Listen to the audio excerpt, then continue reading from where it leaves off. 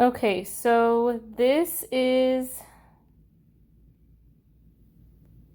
u.3, and you have to get to 70% on these.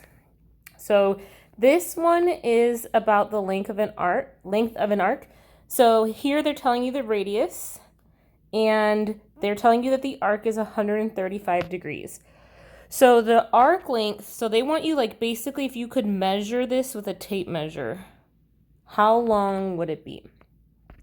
And so really what you're doing is finding part of the circumference. So the circumference is all the way around, and you just want a little part of that. So we have a formula.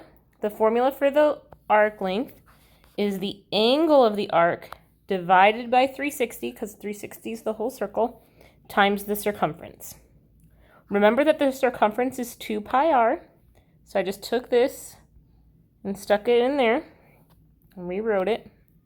So for this one, 135 is the angle.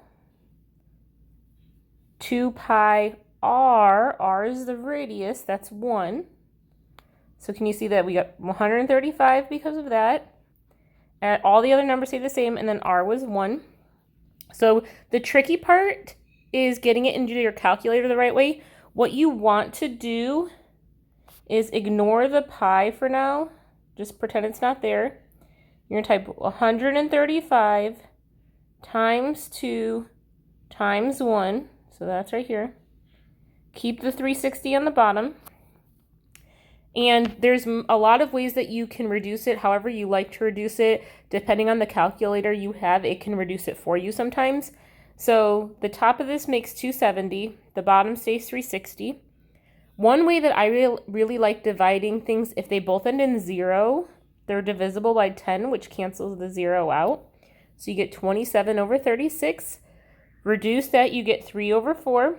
And then what you want to do is the pi that you ignored, you stick it back in, and you just put it right on the top there. So it becomes 3 pi over 4.